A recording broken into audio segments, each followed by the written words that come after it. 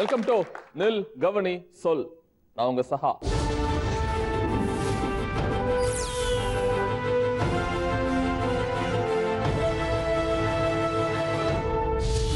இன்னைக்கு நில் கவனி சொல்ல நம்பிக்கைக்குரிய வாசகங்கள் பேச போறோம். நம்பிக்கையை பத்தி பேச போறோம். எல்லாமே தன்னம்பிக்கை தன்னம்பிக்கை தன்னம்பிக்கைன்னு தான் பெரிய பேச்சாளர்கள்ல இருந்து ஏட்ல இருந்து எல்லாமே எழுதி வச்சிருக்காங்க.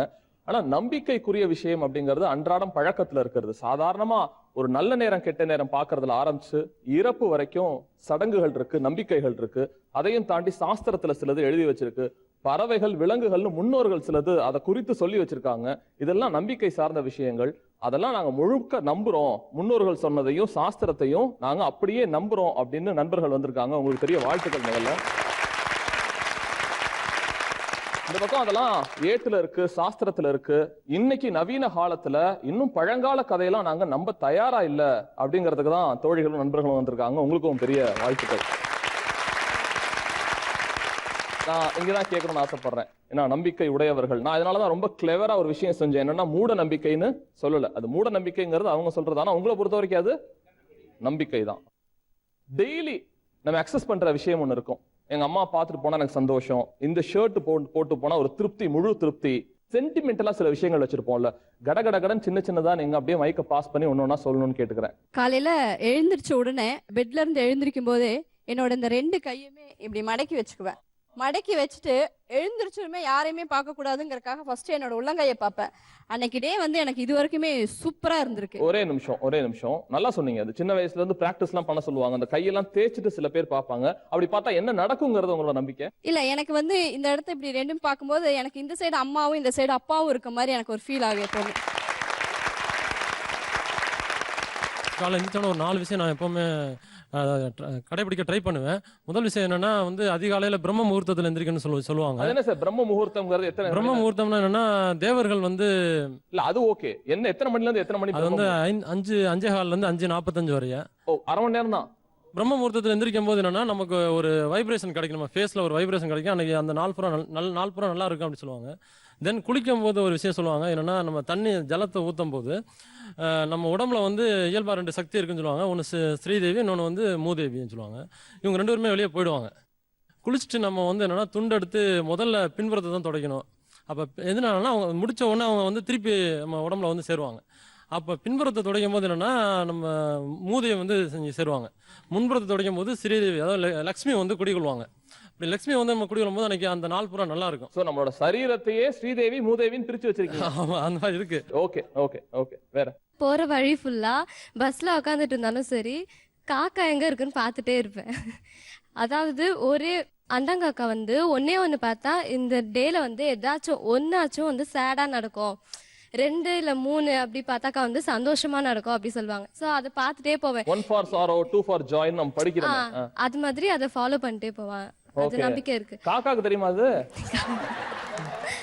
அதே மாதிரி கால்ல தண்ணி ஊத்தும் போது வந்துட்டு நம்ம பின்பக்கமா தண்ணி ஊத்தணும் அப்படின்னு சொல்லுவாங்க. என்ன காரணமா அது அப்படி சொல்றாங்க? அது வந்து சனி வந்து காலை வந்து பின்னாடி பிடிக்கும் அப்படின்னு சொல்லுவாங்க. அது நம்ம மேல இருக்க தத்ரம் வந்து போகணும்னா தண்ணி வந்து பின்னாடி ஊத்தணும் அப்படின்னு. ஒரு பெரிய கேரக்டர் நலன்கே அந்த மாதிரி தான் ஆச்சு அப்படின்னாங்க. ரைட்டா? நான் ஒரு சனி பிடிச்சதெல்லாம் அந்த மாதிரி தான் ஆச்சு கதைகள்ல சொல்லி கேள்விப்பட்டிருக்கேன். வேற எது மாதிரி தான் சார் கேட்கறேன்? கரெக்டா சொன்னாங்க அந்த பொண்ணு. இந்த ஸ்கூலுக்கு போற காலத்துல இருந்து எனக்கு வந்து ரெட்ட மைனாவை பார்த்தா டீச்சர்கிட்ட அடி வாங்க மாட்டேன் அப்படின்னு ஒரு ஃபீல் இருக்கு. அதே மாதிரி ஒத்த மைனாவை பார்த்த அன்னைக்கெல்லாம் நான் அடி வாங்கியிருக்கேன். அந்த 2வது என்னன்னு பாத்தீங்கன்னா, அந்த ஒத்த மைனாவை பார்த்து அடி வாங்கினது கொஞ்சம் அனுபவப்பட்ட உடனே இப்பவுமே ஆஃபீஸ் போகும்போதும் சரி, மேபி லவ்வரை பார்க்க போகும்போது கூட இவரை பார்த்தா ஏதோ பிரச்சனை வரும்னு சொல்லிட்டு நான் வீட்டுக்கு போயிட்டு தான் திரும்பி வருவேன். இந்த நெயில்ல வந்து பூ போடுன்னு சொல்லுவாங்க இல்லையா, ஒயிட் கலர்ல. அந்த மாதிரி என்னோட நெயில்ல வந்தா என்கிட்ட ஏதோ ஒரு ட்ரெஸ்ஸோ இல்ல ஜுவல்லோ சேரும். அது கண்டிப்பா நடக்கும் சார். கை வந்து அரிச்சா ஊருக்கு போவோம், நம்ம ஏதோ காசு கிடைக்கும் போல, அந்த மாதிரி அந்த மாதிரி இருக்கு சார். சிறு வயதுல புத்தகத்துக்குள்ள மயில் ரக வச்சா குட்டி போடும், அந்த மாதிரி தான் அவங்க பேசுறதெல்லாம். சிறுபிள்ளைத்தனமா பேசுறாங்க. இன்னும் வளர்ந்ததுக்கேற்ற அறிவு இல்லை, அதற்கான மெச்சூரிட்டி, அந்த அந்த ஞானம் இல்ல. அவங்களுக்கு அறிவு இல்ல அப்படிங்கிறார் அவரு. ஆமாங்க, எங்களோட நம்பிக்கை தானே சொல்றோம். எங்களுக்குள்ள இருக்க எங்களுக்கு மட்டுமே உரிமையான அந்த நம்பிக்கை. ஓகேவா? அது மாதிரி எங்களுக்கு ஒரு நம்பிக்கை, இந்த டே ஃபுல்லா இது மாதிரி நடந்தா எங்களுக்கு சக்சஸ் ஆகும். அவ்வளவுதான். என்ன அதுல தப்பு இருக்க மாதிரி தெரியல எனக்கு. அடுத்தவங்களுக்கு மூளை இல்லைன்னு சொல்றது அது ஒரு மூளை இல்லாத. மூளை இருக்கிறது மட்டுமே மூளையோட வேலை இல்லை தம்பி. மூளை வேலை செய்யணும். மூளை சரியான விஷயத்துல வேலை செய்யணும். மூளை எல்லாருக்கும் இருக்குது, கரெக்டு, எல்லாருக்கும் இருக்குது மூளை. ஆனா மூளையோட செயல் என்ன? சிந்திப்பது. சிந்திக்கிற வேலையை மூளை செய்யணுங்க. அதனால அதான் மூளை. இல்லைன்னா மூளை கிடையாது. சார் சொன்னாங்க வந்து இந்த மாதிரி மூளை இல்லாதவங்க செய்கிற வேலைன்னு. பட் அவர் வந்து ஒரு நம்பிக்கையோட பொட்டு வச்சிருக்காருங்க, தெரியுதா? இந்த கேள்வியை எதிர்பார்த்து தான் நாங்கள் வந்து அமர்ந்திருக்கிறேன். மூளையோட இடது பக்கம் வலது பக்கத்தையும், மூளையினுடைய வலது பக்கம் இடது பக்கத்தையும் ஆளுமை செய்யுது. இந்த இரண்டு பகுதியும் சந்திக்கிற இடம் தான் இந்த புருவ மத்தி. இந்த புருவ மத்தி எப்பயும் ரொம்ப சூடாக இருக்கும். அந்த சூட்டை தணிக்கிறதுக்கு தான் இந்த இடத்துல குங்குமம் வைக்கிறது. குங்குமம் குளிர்ச்சி, உடம்புக்கு குளிர்ச்சி தரக்கூடியது. மஞ்சள்ல தயார் பண்றது அறிவியல் இது. ஏன்னா குங்குமம் மஞ்சள்ல தயார் பண்றது. மஞ்சள் குளிர்ச்சி தரக்கூடியது. சந்தனமும் குளிர்ச்சி தான். நான் சந்தனம் வைக்கல, குங்குமம் வச்சிருக்கிறேன், குளிர்ச்சி. அதனால தான் அது ரெண்டையும் அங்கே வைக்கிறோம். புருவ மத்திங்கிறது உடலுக்கு குளிர்ச்சி தரக்கூடிய இடம். ஃபர்ஸ்ட் வந்து அந்த சார் சொன்னாங்க மூதேவி ஸ்ரீதேவின்னு சொல்லி தன்னுடைய உடம்ப பிரிச்சு சொன்னாங்களே சார். ஃபர்ஸ்ட் வந்து குளிச்ச உடனே பின்னாடி வந்து துடைக்கிறதுக்கு காரணம் வந்து அந்த தண்ணி வந்து நம்ம தண்டுவடத்துக்கு போயிடுச்சுன்னா உடனே சளி பிடிச்சிரும். அதுக்காண்டி தான் ஃபர்ஸ்ட் வந்து பின்னாடி துடைக்கணும்னு சொல்றாங்க. ஃபர்ஸ்ட் அதுக்கப்புறம் முன்னாடி துடைக்கின்றது முன்னாடி இந்த இடத்துல வந்து சளி பிடிச்சிட கூடாதுன்றதுக்காண்டி தான் துடைக்கிறாங்க. இவங்க என்ன சொல்றாங்க, ஸ்ரீதேவி மூதேவின்னு பிரிச்சு பாக்குறாங்க. அது சயின்டிபிக்கா பாருங்க நான் சொல்றேன். அந்த சிஸ்டர் சொன்னாங்க மைனா குயில் அப்படின்னு சொன்னாங்கல்ல, இதோட இயல்பு தான். அது ஜோடி ஜோடியா தான் போகும், சில நேரம் தனித்தனியா தான் அதோட இறையை தேடி போகும். இதுக்காண்டி ஒரு சென்டிமெண்ட்னு சொல்றது சரியா இருக்காது இல்ல சார்? அடிப்படையா நல்ல நேரம் கெட்ட நேரம் பாக்குறது, இப்ப திருமணத்துக்கு பாக்குறது மற்ற சுப விசேஷங்களுக்கு பாக்குறதுங்கிறது உரித்தானது. பெரிய நிகழ்வா இருக்க போது என்னடா எதிரான ஜோசியத்தை போய் பாக்குறது, என்னென்ன விஷயத்துக்குலாம் அந்த மாதிரி நல்ல நேரம் கெட்ட நேரம் சிம்பிளான விஷயத்துல பாக்குறீங்க? எங்க வீட்டுல வந்து ராகுகாலம் இதெல்லாம் நம்புவாங்க. நான் அப்ப நம்பாம இருந்தேன். ஒரு தீபாவளி அன்னைக்கு புது பேண்ட் போட சொன்னேன். ராகு காலத்தில் போட்டு பார்ப்போம் என்ன ஆகும்னு பார்க்கலாம் அப்படின்ட்டு அன்னைக்கு ராகு காலம் பார்த்து பேண்ட்டை போட்டேன். அப்போ நம்ம சைக்கிளில் தான் போவோம். சைக்கிளில் போகும்போது காலை தூக்கி மேலே போட்டதும் அந்த பேண்ட்டு கிழிஞ்சு போச்சு. இந்த மாதிரி சின்ன சின்ன விஷயங்களை கூட அந்த ராகு காலத்தை பார்த்து செய்யும்போது நல்லது நடக்கும் சார். நான் ஒரு கேள்வி ஒன்று கேட்குறேன். அவர் கல்யாணத்தில் ராகு காலத்தில் பண்ண சொல்லுங்கண்ணா. கல்யாணத்தை ராகு காலத்தை பண்ணுவீங்களா? அவட்ட மைக் கொடுங்க. நீங்க இந்துவா இருந்தா ஓகே, கிறிஸ்டின் அவங்க எப்பயோ பண்றாங்க, ஈவினிங் ஏன் பண்றாங்க? நீங்க உங்க கல்யாணம் நான் பண்ணுவேன், பிரச்சனையே இல்ல. யாருக்கும் கேட்க நாங்க ஜோசிட்ட போய் நிக்க மாட்டேன், யாருக்கும் நிக்க மாட்டேன். பண்ணிக்கலாங்க, லவ் மேரேஜ்ல எப்போ வேணாலும் எங்க வேணாலும் பண்ணலாம், புரியுதுங்களா? லவ் அரேஞ்ச் மேரேஜ் நான் பண்ணுவேன். வீட்டுல உங்க அப்பா அம்மா ஒத்துக்குவாங்களா? டைம் பார்த்து தான் வைப்பாங்களே கண்டி. ராகு காலத்துல எந்த அம்மா அப்பாவும் தான் பிள்ளைக்கு திருமணத்தை நடத்த மாட்டாங்க. என் பையனுக்கு எந்த இது பார்க்காம கல்யாணம் பண்ணி வச்சோம். ஐயர் இல்ல, ஒருத்தரும் இல்ல. என்னுடைய மனைவி வந்து தாலி எடுத்து கொடுக்க ராகு காலத்தை பண்ணி வச்சீங்களா? அது என்ன காலம்னு நாங்க பாக்கல. அது ரெஜிஸ்டர் ஆபீஸ்ல பண்ணிருப்பாங்க சார் கல்யாணத்தை. அங்கயா சார் ஐயர் வர போறாரு? அரேஞ்சு மேரேஜ் தான். பொன் வீட்லயும் சரின்னாங்க, நாங்களும் சரின்னோம், பண்ணிட்டோம். ஏன் சார் பார்க்கல? ஏன் பார்க்கணும்? நாங்க பார்க்கல. அதே மாதிரி தேர்ட் பார்ட்டி வைக்க எங்களுக்கு இஷ்டம் இல்லை. என்னுடைய மனைவி எடுத்து திருமாங்கல்யம் கொடுத்தாங்க, பையன் கட்டினாரு, எனக்கு பேத்தி இருக்கா, குழந்தை இருக்கு, நல்லா தான் இருக்காங்க. யாராவது அட்வைஸ் பண்ணாங்களா, தடை சொன்னாங்களா, ஏதாவது செஞ்சாங்க? யாரும் எதுவும் சொல்லல. ஓகே சார், நான் வந்து ஜோதிடர். பார்த்தீங்கன்னா நிறைய பேர் இப்போ வாழ்க்கையில் பார்த்தீங்கன்னா கடன்கிறது வந்து நிறைய பேர் வாங்கக்கூடிய ஒரு சகஜமான நிலைமை ஆயிட்டு. ஆனால் நிறைய பேர் கடனை வாங்கிட்டு பார்த்தீங்கன்னா கடனை கொடுக்க முடியாத சூழ்நிலையில் தண்ணீரிட்டு இருக்கிறாங்க. அப்போ கடனை எப்போ திருப்பி கொடுக்கலாம் அப்படிங்கிறதுக்கு சில டைம்களை குறித்து கொடுக்குறேன்.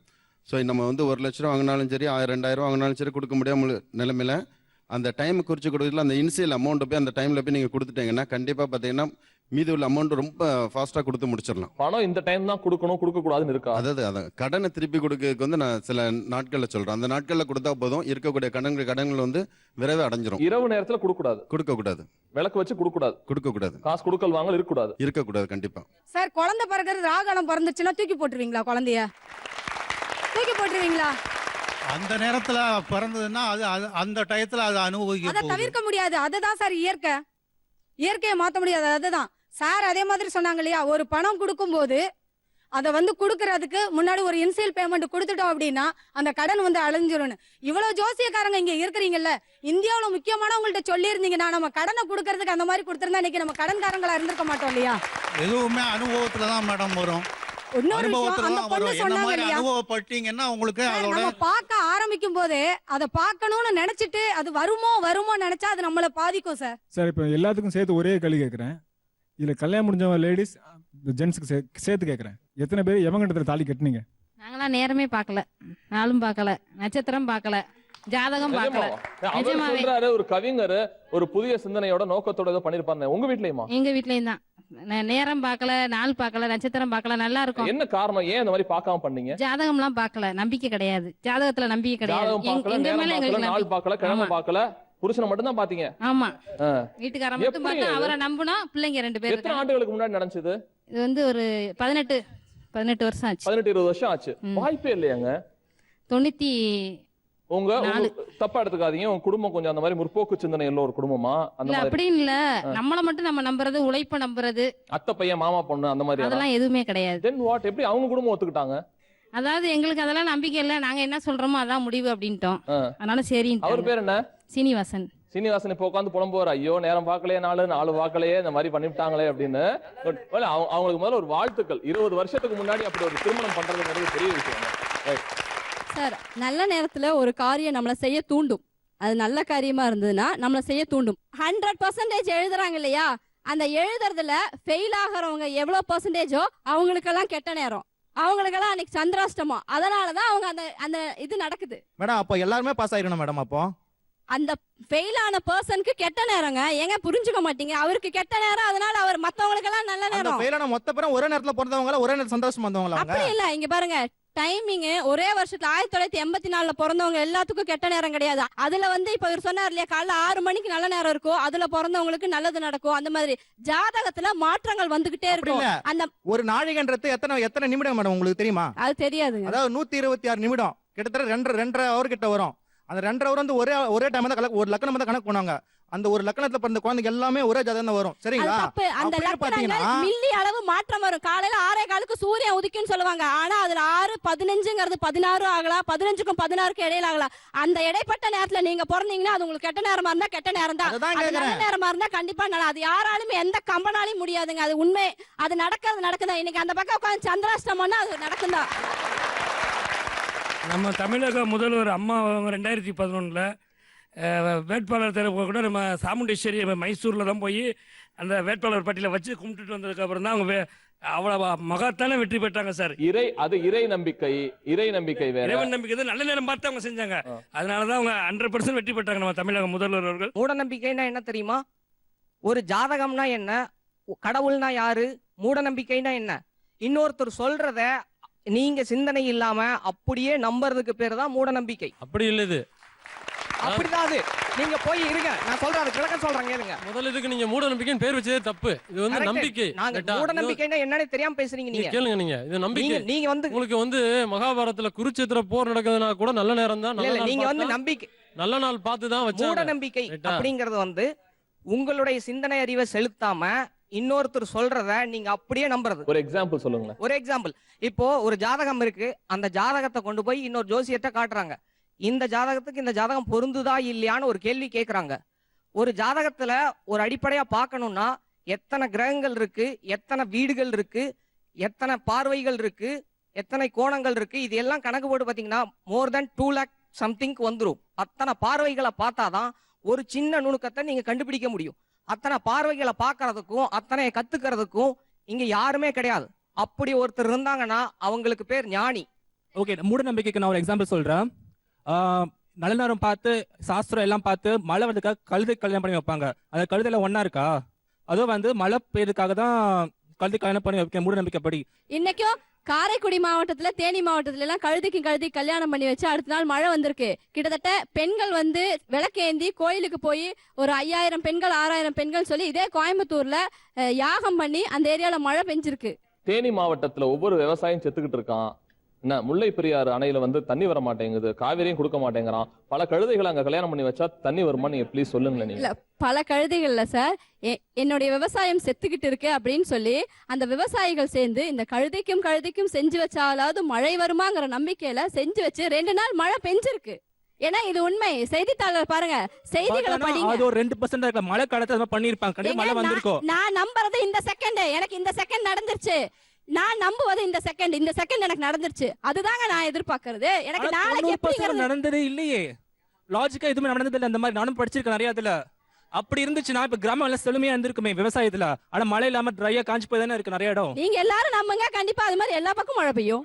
நாங்க மட்டுமே நம்புறோம். மழை வருதோ இல்லையோ, பிரேக் வருது, ரொம்பங்க காரசாரமா இருக்கு, இது குறித்து மக்கள் பார்வை வித்தியாசமா இருக்க போதோ என்னவோ ஒரு பயத்தோட தான் இது ஆரம்பிச்சோம். நீங்க பார்த்திருக்கலாம், ஸ்ட்ரென்த்தும் ஜாஸ்தியா இருக்கு, பேச்சும் ஜாஸ்தியா இருக்கு, எண்ணமும் ஜாஸ்தியா இருக்கு. நிறைய காலம் காலமாக எங்க முன்னோர்கள் சொன்னது, சாஸ்திரம் சொன்னது, வல்லுநர்கள் சொன்னது, இதெல்லாம் நம்பிக்கையின் பேர்ல இன்னமும் நாங்க பாரம்பரியமா தொடர்ந்து நடத்திக்கிட்டு தான் இருக்கோம். அதனால ஆத்ம திருப்தி எங்களுக்கு கிடைச்சிருக்குன்னு ஒரு பக்கமோ, இல்ல சார் அதெல்லாம் பழங்காலத்து கதை, இவங்க சொல்றதெல்லாம் இந்த நூற்றாண்டுல ஒத்தே வராது, கேளிக்கைக்குரியதா இருக்கு அப்படின்னு எதிர்வாதம் பண்ற நண்பர்களும் ஒரு பக்கம் திரண்டு இருக்க அந்த நேரத்துல 2 சீஃப் கெஸ்ட் நம்மள்ட்ட நீல்கமணி சொல் அரங்கத்துக்கு வந்திருக்காங்க. ஒருத்தர் இயக்குனர், நிறைய திரைப்படங்கள்ல வந்தோடனே ஜனங்களாம் சொன்னாங்க பார்த்த மாதிரி இருக்கு அப்படின்னு சொல்லிட்டு பாரதி கண்ணன் அவர்களை வரவேற்கிறோம். செவிவழி செய்தியா தான் எனக்கு வந்துச்சு, நான் அந்த படம் பார்க்கல, ஆனா அந்த படம் நிறைய சினிமா துறையில அதிர்வலைகளை ஏற்படுத்துச்சு அப்படிங்கறது மட்டும் தெரியும். அதோட நடிகர், இயக்குனர், அந்த கதையை கருவை தாங்கின நண்பர் நவீன் வந்திருக்காரு, அவருக்கும் நம்மளுடைய பாராட்டுகள்.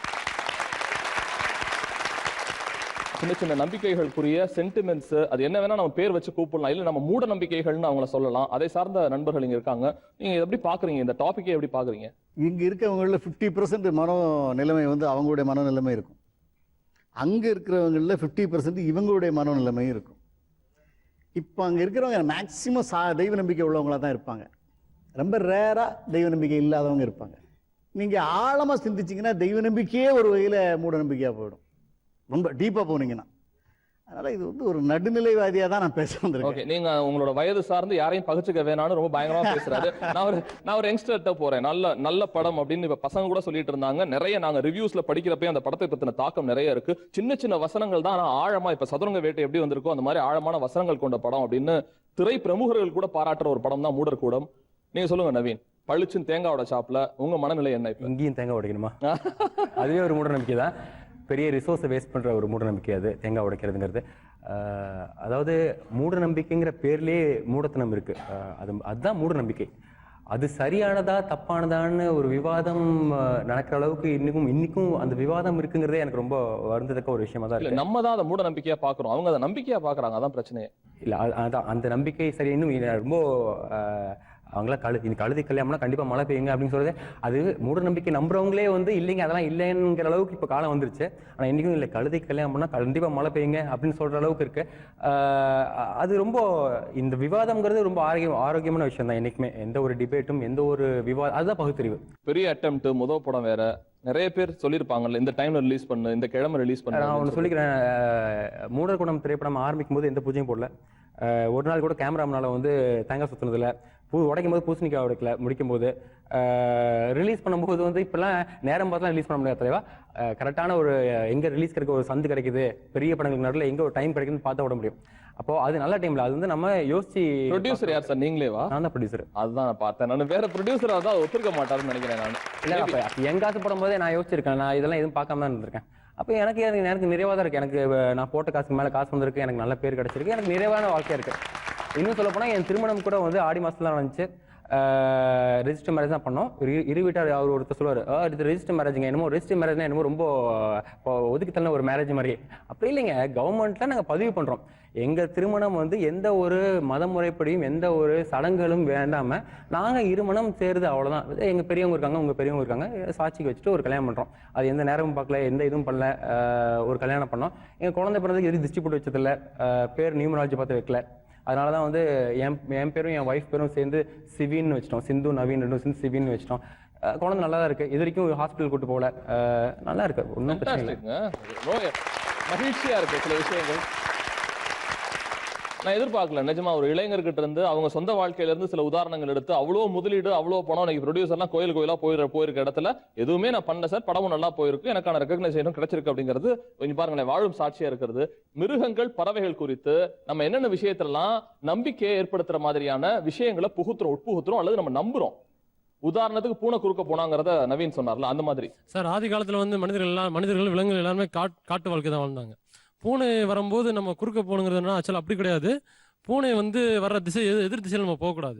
ஏன்னா வந்து எதிர் திசையில போகக்கூடாது, இல்லை பூனை குறுக்க போகக்கூடாதா? அது இப்போ சமீப காலத்தில் இப்படி சொல்லிட்டு இருக்காங்க, எதிர் திசையில் போகக்கூடாதுங்கிறதா உண்மை. அது என்னன்னா வந்து பூனை வந்து சில அந்த காட்டு விலங்குகள் பார்த்து பயந்து ஓடி வரும். ஸோ நம்ம அந்த திசையில போனா அந்த விலங்குகள் நம்மளை அடிச்சிரும் கொன்றுங்க. இதுதான் இப்ப மூட நம்பிக்கை. முதல்ல இவர் ஒன்று கேட்டாரு, மூட நம்பிக்கைனா என்ன அப்படின்னு கேட்டார்ல. இதுதான் மூட நம்பிக்கை. என்ன மூட நம்பிக்கைனா, ஒரு காலத்துல வந்து ஆதி மனுஷன் இருக்கும்போது அவன் காட்டு விலங்குகளோடு சேர்ந்து இருந்த காலகட்டம் இருந்துச்சு. அப்ப வந்து இப்படி இந்த பக்கம் பூனை வந்துச்சுன்னா ஏதோ ஒரு கொடிய விலங்கு வருது, அதுக்கிட்ட இருந்து நம்ம தப்பிச்சுக்கணுங்கிறதுக்காக அந்த பக்கம் போகாதுன்னு சொன்ன விஷயம். அது எப்ப மூட நம்பிக்கை ஆகுதுன்னா, அந்த ஒரிஜினல் கருத்து இருக்குல்ல அதை விட்டுட்டு பூனை குறுக்க போனா போகாதீங்கப்பா, வேலை நடக்காதுப்பா. அது இப்போ சிட்டிக்குள்ள எதுக்குன்னே தெரியாம இன்னும் அதை ஃபாலோ பண்ணிருக்கல. அப்பதான் அது மூட நம்பிக்கை ஆகுது. ஒரு விஷயம் எதுக்குன்னே தெரியாம நம்ம செய்யும் பொழுது அந்த நம்பிக்கை மூட நம்பிக்கையா மாறுது. சார் ஒரு படம் பேர் எனக்கு ஞாபகம் இல்லை. ஒரு படம் பண்ணாரு அன்னைக்கு பூஜை அன்னைக்கு, பூனை நான் குறுக்க விட்டு தான் பண்ணுவேன்னாரு. அண்ணா பயங்கரமான லாஸ் ஆனாரு. அண்ணா அவர் படம் பண்ணாரு, அதெல்லாம் பண்ண நல்ல விஷயம் தான். ஸ்கிரிப்ட் நல்லா பண்ணிருக்கணும். ஒரே பூனை குறுக்க விட்டு தான் பண்ணாரு. அவர் நல்ல நடிகர் சார். இவங்க வந்து விலங்குகள் குறுக்கால போனா சகுனம் சரியில்லைன்னு சொல்றாங்க இல்லையா? கோயிலா இருந்தாலும் சரி, அது தெருவுல இருந்தாலும் திருவிழாக்கள எதா இருந்தாலுமே யானை வரும்போது விநாயகரன் இவங்களாம் தொட்டு கும்பிடுறதுல ஆசீர்வாதம் வாங்கணும்லாம் சொல்லி யாரெல்லாம் யானையை பார்த்து ஆசீர்வாதம் வாங்கியிருக்கீங்க? யாரெல்லாம்? இதனாலதான் சார் வந்து ரொம்ப அழகா சொன்னாரு. சார் ஒரு வேலிடான பாயிண்ட் சொன்னார். என்ன சொன்னாருன்னா, மூட நம்பிக்கைன்னு ரொம்ப ஆராய்ச்சி பண்ணி பார்த்தோம் அப்படின்னா ஆத்திகம், கடவுள் நம்பிக்கை, மூட நம்பிக்கைகள் வந்துடும். அதுதான் இது. ஆன்மீகம் வேறு, ஆத்திகம் வேறு. அதையும் பார்த்துக்கணும். காக்கா வந்து காலையில கத்துனா வீட்டுக்கு வந்து யாராவது உடம்பர் வருவாங்க சார், விருந்தினர் வருவாங்க. உண்மையாங்க, காலம் காலமா கண்டிப்பா கண்டிப்பா அது நம்பிக்கை தான். நீங்க சொல்லுங்க. காக்கா கதை முடிஞ்சு போச்சு. காக்கா வந்தா விருந்தாளி வருவாங்களாமா? ரைட். வேற காக்கா வந்து விருந்தாளி வருவாங்கன்றது ஒரு கான்செப்ட். இன்னொன்னு பார்த்தாங்கன்னா அமாவாசைக்கு வந்து இறந்தவங்களுக்கு சோறு வைப்பாங்க. காக்கா வந்து இறந்தவங்களா நினைச்சிட்டு சாப்பாடு வைப்பாங்க. இது வந்து என்னோட ரியல் லைஃப்ல வந்து நடந்திருக்கு. பித்ருக்கள் முன்னோர்கள்லாம் வந்து சாப்பிடுவாங்க. வேற வேற வேற இந்த மாதிரி தான் கேக்குறேன். வேற என்னென்ன இருக்கு? பறவை மாதிரி விலங்கு கொண்டு இருக்கு. இப்போ எப்படின்னா, நம்ம வண்டி பைக்கோ ஒரு கார் ஒரு பன்றி மேல மோதிருச்சுன்னா அதை வித்துருவாங்க, இல்லாட்டினா அதை வாங்க மாட்டாங்க. அப்படி ஒன்று இருக்கு. இன்னொன்று நம்பர் ரிஜிஸ்ட்ரேஷன் 8ஆம் நம்பர் வாங்கவே மாட்டாங்க. சிலவங்க பர்டிகுலரா 8ஆம் நம்பர் கேட்டு வாங்குவாங்க. இது மாதிரி வேற என்ன இருக்கு சார்? எங்க ஊர்ல பாத்தீங்கன்னா கோட்டான்னு சொல்லுவாங்க. கோட்டான்னு சொல்லுவாங்க. ஆமா, அது வந்து ஒரு தடவை கத்துனா அப்ப சாவு நடக்கும். கோட்டான் கத்துனா? ஆமா, கோட்டான் கத்துனா. அது 2 தடவை நடந்தா வேற ஏதோ உறவர் வருவாங்க. அப்படி ஒரு பார்முலா இருக்கு அதுக்கு. கோட்டானுக்கு ஆமா, அது வந்து பாத்தீங்கன்னா அது வந்து ஜாமத்துல தான் கத்தும் மேக்ஸிமம். நீங்க எப்படி பாக்குறீங்க இந்த டாபிக்கை? எப்படி பாக்குறீங்க? முன்னோர்கள் வகுத்த கலாச்சாரங்கள், ஒவ்வொரு சாங்கியங்கள், சடங்குகள் எல்லாமே அந்த காலகட்டங்களில் விஞ்ஞானம் வளர்றதுக்கு முன்னால் அதை வச்சு தான் எல்லாமே நிர்ணயம் பண்ணாங்க. சூரியன் உதிக்கிறது, சூரியன் அடைகிறது, கடிகாரம் கூட அப்போ கிடையாது. இருந்தால் கூட ஒவ்வொரு டைம் அப்படி வச்சு ஃபிக்ஸ் பண்ணாங்க. பட் அது சரியா தவறா அப்படிங்கிற ஒரு பெரிய விவாதம் போயிட்டு இருந்தோன்னு வச்சுங்க. அப்படி ஒரு நம்பிக்கை மனிதர்களுக்கு வேணும் எல்லாத்திலையுமே. இப்போ நீங்கள் முதல்ல ஒரு வேலைக்கு போகிறீங்க, பக்கத்தில் இருக்க சொல்கிறாரு போகிற காரியம் உருப்படாதுங்க அப்படின்னா உங்களுக்கு மனசு கஷ்டம் வரும். ஒரு பாசிட்டிவ், நல்லா இருப்ப, நீ போகிற காரியம் நல்லபடியாக நடக்கும், நீ தைரியமாக அதை போய் செய் அப்படிங்கிறதுக்காக ஆரம்பிக்கப்பட்டதான் இது. ஒரு டாக்டர் என்கிட்ட பேசினார். என்ன பேசினாருன்னா, திருச்செந்தூர் கடலில் போய் நீங்கள் முங்கி எந்திரிச்சிட்டு அந்த கோயில் ஒரு 5-6 பிரகாரம் சுற்றிட்டு வந்துடுங்க, உங்களுக்கு குழந்தை கன்சீவ் ஆயிரும்னு சொன்னார். என் பக்கத்தில் உட்காந்துட்டு இருக்கேன். நான் எனக்கு என்னடா, அவர் வந்து ரொம்ப சாமியெல்லாம் நம்பாத ஒரு டாக்டர். அப்போ நான் கேட்டேன், என்னங்க இப்படி சொல்கிறீங்க, திருச்செந்தூரில் போய் குளிச்சுட்டு அவங்க போய் 6 வாட்டி சுற்றினா குழந்தை கன்சீவ் ஆகிடுமான்னு. இல்லைங்க, இப்போ நாம் வந்து அப்படி அவங்க இப்போ பயங்கர நம்பிக்கையில் இருக்காங்க. அதாவது ஒரு கடலில் போய் ஒரு பெண் குளிக்கும்போது அவள் கற்பப்பையில் போய் இந்த உப்பு நீர் பட்டு அதில் உள்ள இது இருந்ததுன்னா அந்த கிருமிகள் ஏதாவது இருந்தால் கூட அது அழிக்கப்பட்டு அது சாகடிக்கப்படுது. அவள் வந்து அந்த 6 ரவுண்டு, அந்த மிகப்பெரிய ரவுண்டு சுற்றுறதுனால அங்கே அசைவுகள் ஏற்பட்டு அந்த குழந்தை கன்ஃபார்ம் ஆகிறதுக்கும் கன்சீவ் ஆகிறதுக்கும் வாய்ப்பு இருக்குது அப்படிங்கிறது ஒரு சயின்ஸ் இருக்குது. அதை சயின்ஸாக சொன்னால் ஒத்துக்க மாட்டாங்க, இப்படி சொன்னால் ஒத்துப்பாங்கிறதுக்காக அதில் எல்லாத்துலேயுமே ஒரு கலாச்சாரத்தை மிக்ஸ் பண்ணி பண்ணாங்க. இப்போ எதுக்கு திருவிழா கொண்டாடுறாங்க? சாமி உங்களுக்கு செய்கிறது, மழை பெய்யுறது அது 2வது விஷயம்.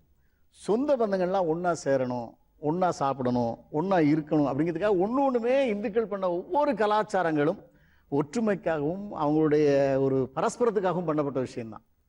அது தப்பு தவறுன்னு நம்ம பெரிய ஆர்குமெண்ட் போகிறது சொல்ல வரேன். இன்னைக்கு சயின்ஸும் விஞ்ஞானமும் வளர்ந்தனால அது பூரா தப்பாக தெரியுது. அன்னைக்கு அதை வச்சு தான் நீங்கள் எல்லாருமே நீங்கள் ஃபார்ம் ஆனது, நீங்கள் வளர்ந்தது எல்லாமே அப்படி தான். இந்த ஒரு கல்யாணம் பண்றோம் அப்படின்னா எல்லாமே ஒன்னா சேரணும் அப்படிங்கிறதுக்காக தான். அப்போ ஒவ்வொன்றிலையும் ஒரு காரணங்கள் இருக்கு. ஆனா இன்னைக்கு என்ன வருந்ததுக்கு விஷயம்னா, அந்த மூல காரணங்களை விட்டுட்டோம், வெறும் சடங்குகளை மட்டும்தான் பிடிச்சிட்டு இருக்கோங்கிறதா இப்ப நம்ம பேச வரோம். முன்னாடி நீங்க சொன்ன பூனை விஷயம் தான் எல்லாமே அதான். இப்போ இன்னைக்கு கல்யாணத்துல யாரு முதல்ல கல்யாணம் ஒரு 2 நாள் வச்சாங்க, எல்லாமே சேர்ந்துருந்தாங்க. இன்னைக்கு அந்த 2 நாள்ல இல்ல, அந்த காலையில அந்த முகூர்த்தம் பார்த்து சுத்துறது மட்டும்தான் இருக்கே தவிர அந்த குடும்பம்ங்கிறது அந்த ஒரு சோஷியல் கேதரிங் போயிருச்சு இல்ல. அது ரெஜிஸ்டர் ஆபீஸ் 1 ஹவர்ல முடிச்சிடுறீங்க. அதான் சொல்றேன், அது போகுது. இப்போ அது இந்த ரெஜிஸ்டர் ஆஃபீஸ் கல்யாணத்துல மட்டும் இல்ல, நீங்க எல்லா கல்யாணத்துலயும் அது போகுது.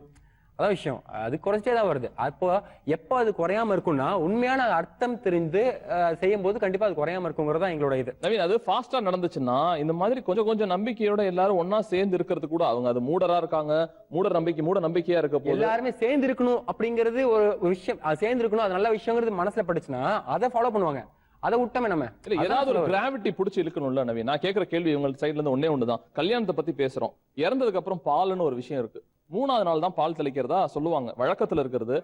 இன்னைக்கெல்லாம் அவசரத்துல அன்னைக்கே தெளிச்சிடறோம். ஏன் 3வது நாள்னா அவன் குடும்பத்துல என்ன கஷ்டம் இருக்கு, எங்க கடன் வாங்கியிருக்கான், என்ன பண்றான்னு சொந்த பந்தங்கள்லாம் உட்கார்ந்து பேசி அந்த குடும்பத்துக்கு ஏதோ பண்ண முடியுமா, உதவி பண்ண முடியுமாங்கிற காரணம் தான். நீங்க சொல்றது கரெக்டா, மூல காரணத்தை விட்டுட்டு பால் மட்டும் அதனால நீங்க அடுத்த நாளே பால் ஊத்துறாங்க. ஏதோ ஒரு விஷயம் அவங்களை இணைக்கிறதுக்கும் இந்த மாதிரி சயின்ஸ் எல்லாம் சொல்லி கொடுத்தா இதுக்கு தானே சொல்றாங்க அப்படின்ட்டு ஏதோ ஒரு பாண்டேஜோ 3வது சக்தியோ அதிசயமான நிகழ்வோ எல்லாத்தையும் ஒன்னாக்கும், நல்லது நடக்கும் இவர் சொல்ற. அவர் சொன்ன நம்பிக்கை குறையதா, இவரும் அதான் சொல்றாரு. அதையே நம்ம ஏத்துக்க மறுக்கிறோம். அதைத்தான் நீங்க சொல்றது நானும் சொல்றேன். நீங்க நான் சொல்றதை நான் சரியா புரிஞ்சுக்கணும். நான் என்ன சொல்றேன்னா, இதனால சில நல்ல விஷயம் நடந்துட்டு போகுதுன்னு சொல்றீங்களே, அந்த நல்ல விஷயங்கள் இப்ப போயிடுச்சு, அது நடக்க மாட்டேங்குது. ஓகே, அது இல்லாம சடங்குல மட்டும் தான் பிடிச்சிட்டு இருக்கோம்.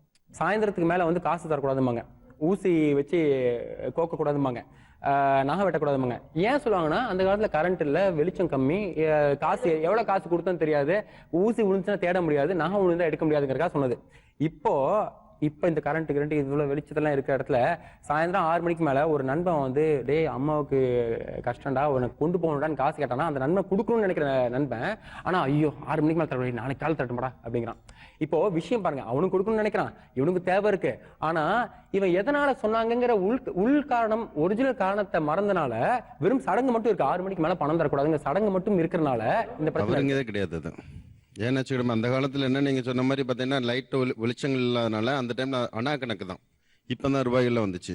அந்த அணா கணக்கு பற்றி நம்ம எவ்வளோ கொடுக்குறேன்னே தெரியாது அவங்களுக்கு. அதனால தான் அந்த காலத்தில் என்ன நைட்டு கொடுக்கூடாதுன்னு ஒரு பழக்கங்கள் இருந்தது. அது வந்து உண்மை தான்.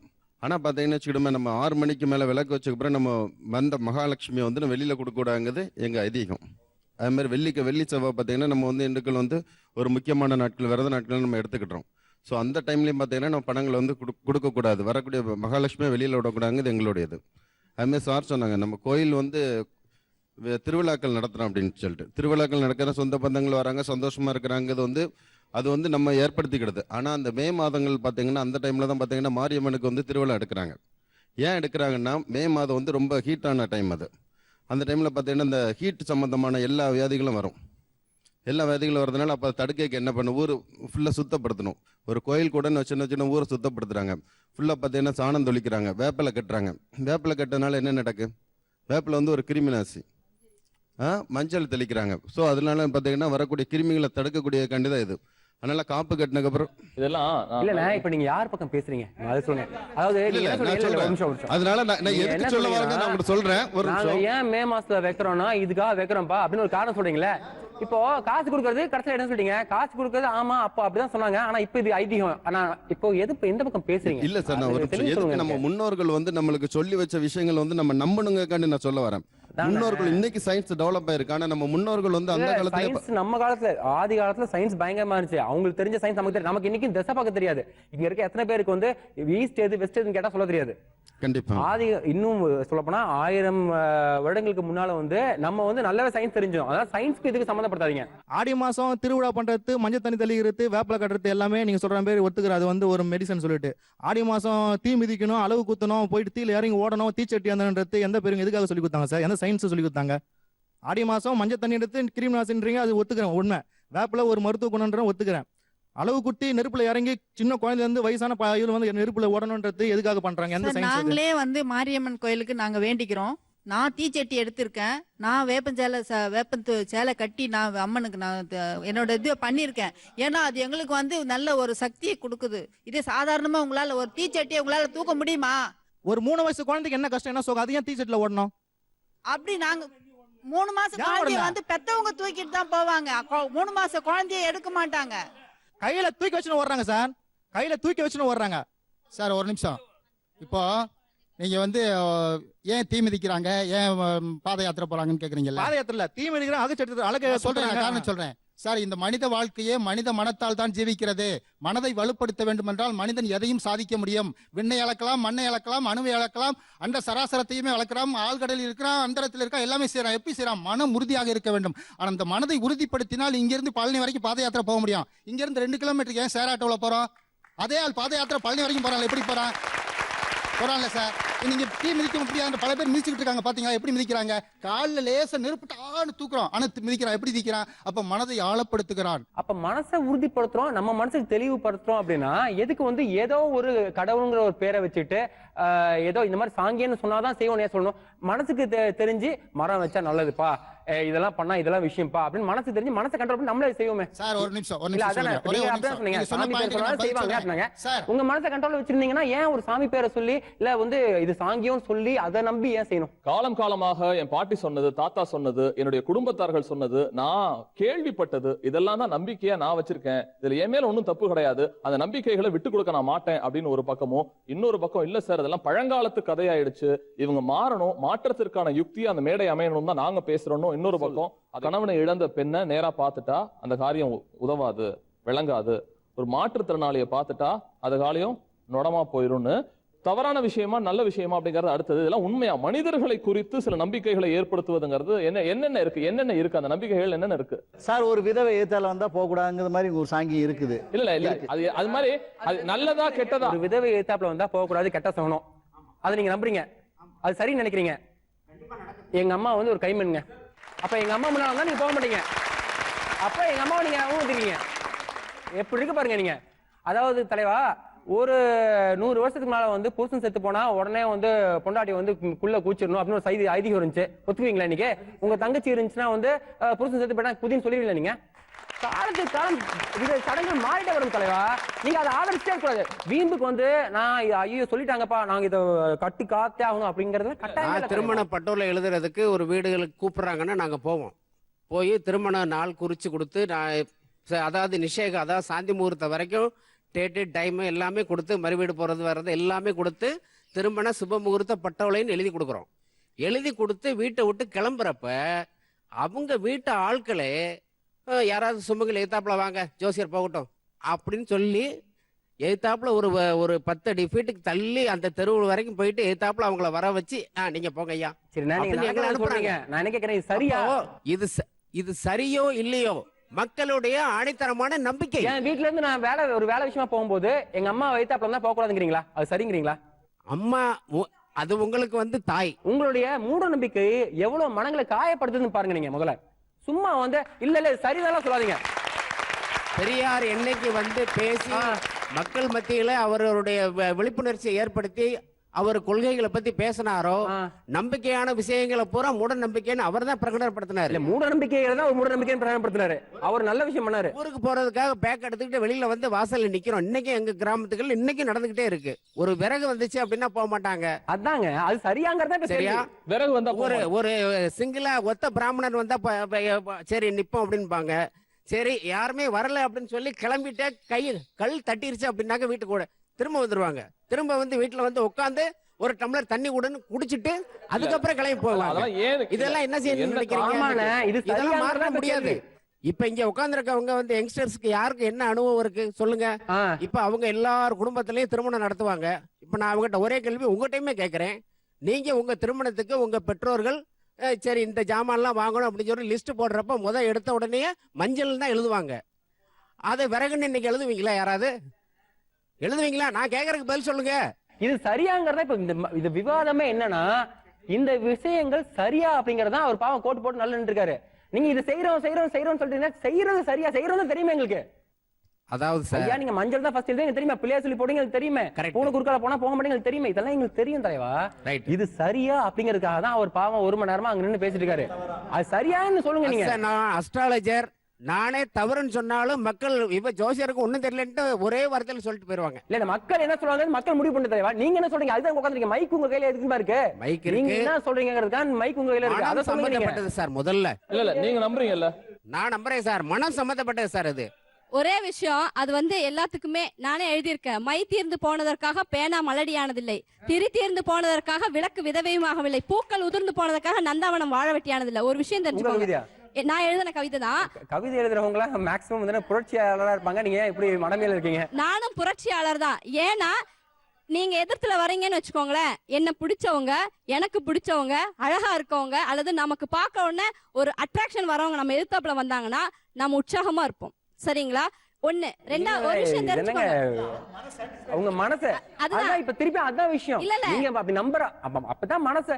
அப்போ இப்ப மதுரையில வந்து நரபலி கொடுத்தாங்க, அவன் மனசுல வந்து நரபலி கொடுத்தா சக்தி கிடைக்குங்க. அப்ப அது தவறானது, அதை நான் ஏத்துக்கிறேன். அது தவறுங்கிற மாதிரி தவறுங்கிறோம் பாப்பா. அதாங்க பாருங்க, நரபலி கொடுக்கறது, குழந்தைங்களை கொண்டு போய் கொன்னா என் குடும்பம் நல்லா இருக்குங்கிறதெல்லாம் மிகப்பெரிய தவறான கருத்து. அதை நாங்க ஒரு காலத்துல போருக்கு போகும்போது நரபலி கொடுத்து போறதுங்கிறது உலக அறிந்த சாஸ்திரமா இருந்துச்சு. நீங்க அதை செய்வோமா? இல்ல, கண்டிப்பா தவறு. நரபலி கொடுத்துட்டு போனோமா? கணவன் இறந்த உடனே எப்படி நம்ம தப்புன்னு ஒத்துக்கிறோமோ அப்படி இந்த மாதிரி சில தவறான இன்னும் சில மடமைகள் இருக்கு. அது தவறுன்னு ஒத்துக்கணுங்கிறது தான் நாங்களும் சொல்றோம். இந்த நீங்க சொல்ற மூட நம்பிக்கைகள் எங்களுக்கு காலம் காலமா நம்பிக்கை என்று கருத்தப்பட்டும் சொல்லப்பட்டும் வந்த விஷயம்.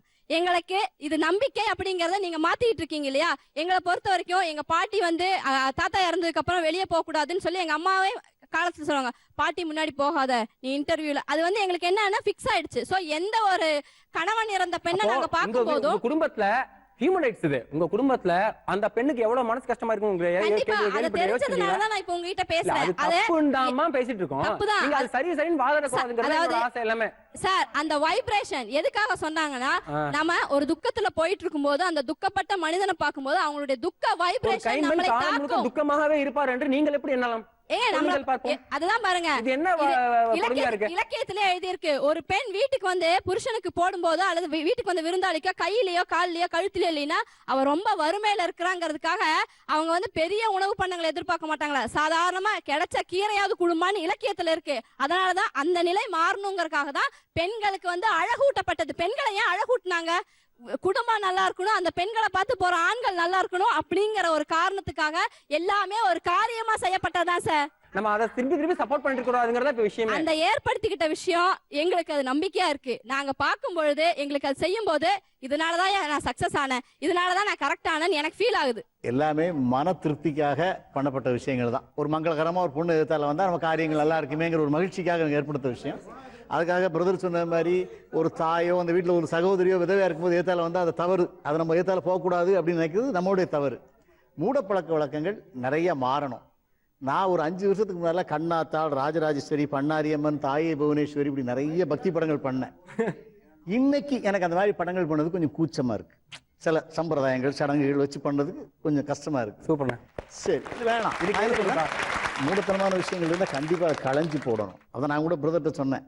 எனக்கு கூட நான் 5 வருஷத்துக்கு மேலே இதில் ரொம்ப தீவிரமாக இருந்தேன். இப்போ நான் அதை விட்டு விலகி வரும்போது நான் அதில் கொண்டு உட்கார வைக்கிட்டு நான் என்ன பேச போகிறேன்னு தெரியலையே, என்னால் எப்படி பேச முடியும்னு நான் சொன்னேன். இல்லை பரவாயில்ல, எல்லாமே பாவம் நல்லா இல்லை. நான் சொன்னேன் இல்லையா, இவங்க தாட்ஸ் பாதி உங்ககிட்ட இருக்கும், அவங்க தாட்ஸ் பாதி இங்கே இருக்கும். இப்படி தான் ஹியூமன் தான். அதனால ஒரு மங்களகரம், ஒரு மகிழ்ச்சி, ஒரு நல்ல விஷயமா தான் நல்லா இருக்குமே கேட்காது. நான் சொன்னேன் இல்லையா, இப்போ ஒரு இடத்துக்கு வேலைக்கு போகிறாரு, தம்பி போகிற காரியம் உருப்படாது அப்படின்னா அப்செட் ஆகிடுவார். இவன் ஒரு பாசிட்டிவா, ஏங்க சக்சஸ் ஆயிடுவீங்க, தைரியமா போங்க, ஆண்டவர் இருக்கார் அப்படின்னு சொன்னா அவங்களுக்கு ஒரு மகிழ்ச்சி. இந்த மகிழ்ச்சியான விஷயம் தானே தவிர, ஆனா மூடப்பழக்க வழக்கம் எவ்வளவு இருந்தாலும் கழுதைக்கு கல்யாணம், விதவைக்கு ஏத்தால போகக்கூடாதுன்னு சொல்றது எல்லாமே நாங்க தூக்கி எறியணும். புரிதல் இருக்கா? இப்ப இவ்வளவு பேர் பேசினது, நவீன் பேசினது, ஒரு புரிதல் இருக்கா? நம்ம வந்து ஓப்பனா சொல்ல வேண்டிய ஒரு விஷயம், மென்சஸ் ஆன துணிகளை வந்து ரோடுகள்ல போட்டோம்னா பாம்புகள் ஒன்று சேர்ந்தா செவ்வாய் தோஷம் வரும். எனக்கு இருக்கு. அத ஏகப்பட்ட ஜோசியரை பார்த்துதான் எனக்கு செவ்வாய் தோஷம் இருக்குதுன்னு கண்டுபிடிச்சாங்க. அதுக்காகவே எங்க அப்பா இனி ஜாதகம் இருந்தா தானே இதை பாப்பீங்கன்னு கிழிச்சு வீசினவரு. நான் இதுக்காகவே என்ன பண்ணேன், எங்க அப்பாவோட மகன் நான் எப்படி இருப்பேன்னா, மொழி பார்க்காம, ஜாதகம் பார்க்காம, ஜாதி பார்க்காம, எதையுமே பார்க்காம ஒருத்தர் கல்யாணம் பண்ணேன். நான் பெண்கிற அங்கீகாரம் போதும், உனக்கு மனைவிங்கிற அங்கீகாரம் போதுங்கிறதுக்காக இது வரைக்கும் தாலி கட்டல, ரெஜிஸ்டர் பண்ணல, மனதால வாழ்ந்துட்டு இருக்கோம் நாங்க. சரிங்களா? இதுக்கு எந்த ஒரு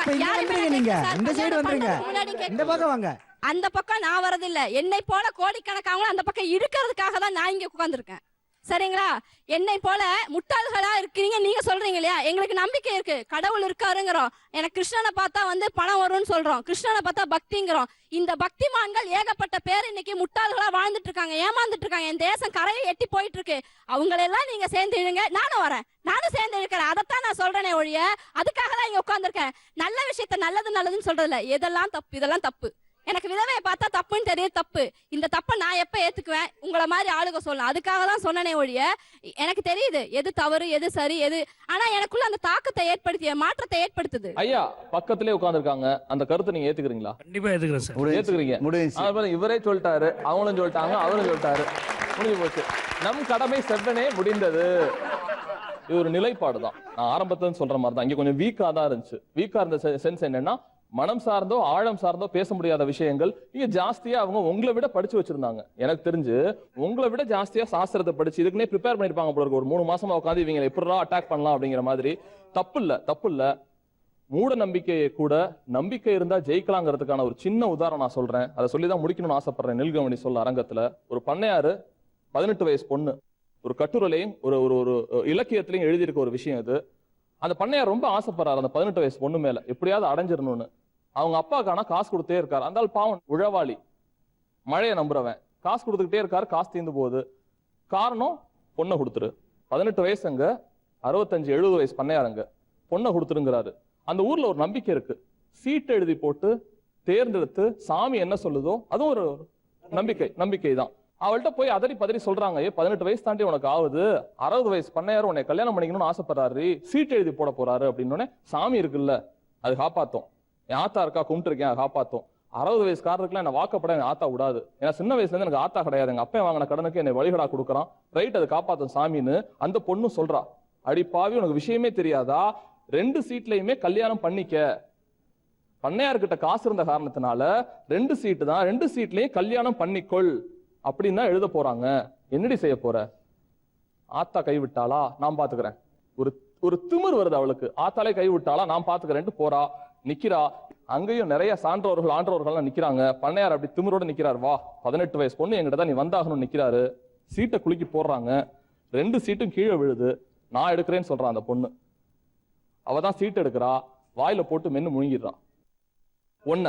எடுத்த சீட்டை எல்லாரும் கேட்கறாங்க, என்ன முட்டாள்தனம் பண்ணிட்டேங்கிறப்ப, ஐயா அந்த சீட்ல என்ன எழுதியிருக்கோ அதுக்கு எதிர்ப்பதம் தானே நான் எடுத்திருப்பேன். சோ அதை பிரிச்சு பாருங்க, அதை படிச்சு பாருங்க. அந்த சீட்ல கல்யாணம் பண்ணி கொள்ளு இருந்தா நான் எடுத்தது கல்யாணம் பண்ணி கொள்ளாதான் தானே. சோ ஒரு மூட நம்பிக்கை கூட தன்னுடைய நம்பிக்கை இருந்தா அழிக்க முடியும், அதுல இருந்து மீண்டு வர முடியும்ங்கிறதுக்கான கதையோட அம்சமா தான் நான் அதை பாக்குறேன். இங்க எல்லாருக்கும் சொல்லிக்கிற வேண்டிக்கிற விஷயம் தான், நவீன் சொன்ன மாதிரி, நண்பர்கள் சொன்ன மாதிரி, மனதை புண்படுத்துகின்ற அடுத்தவங்க மனசை புண்படுத்துற அதே சமயத்துல நம்மள அறிவில்லாத தன்மையாக பார்க்கக்கூடிய பல விஷயங்களை முன்னோர்கள் செஞ்சிருக்கலாம், சான்றோர்கள் சொல்லியிருக்கலாம், எழுத்துல இருக்கலாம், உலகங்கள் இருக்கலாம். உங்களுக்கு அது தாண்டாப்புல இந்த பொண்ணு கூட கடைசியா ஒரு கவுண்டர் பாயிண்ட் சொன்னாங்க. இந்த மாதிரி பல விஷயங்கள் உங்களோட மனசுல இருக்கலாம். மீண்டு வாருங்கள். நிச்சயமாக வாழ்க்கையோட அடுத்த பரிணாமத்துக்கு உங்களோட வாழ்க்கை ஒரு சின்ன சாராம்சமாகவும் சிட்டிகையாகவும் இருக்கணும்னு ஆசைப்படுறேன். நான் இங்க இவங்களை புரிஞ்சுக்கிட்டு அவங்கள சபிக்காம கேலி கூத்தாக்காம அறிவு இல்லைன்னு சொல்லாம தயவு செஞ்சு புரிய வைங்க. மேபி எதிர்கால சந்ததிக்கு நம்ம கத்துக் கொடுக்க வேண்டிய பாடம், இப்படிப்பட்ட நண்பர்கள் இருக்கக்கூடிய படம் எல்லாம் அவங்களோட வாழ்க்கையை மேம்படுத்துவதற்கான ஒரு விஷயமா அமையுங்கிறது தான் நீல்கவனி சொல் மேடை பிரார்த்திக்குது, வேண்டிக்குது. Thank you so much. நீங்க வந்திருந்ததுக்கு ரொம்ப தேங்க்ஸ். மீண்டும் அடுத்த வாரம் ஒரு வித்தியாசமான தலைப்போட இந்த விவாதங்கள் தொடரும்.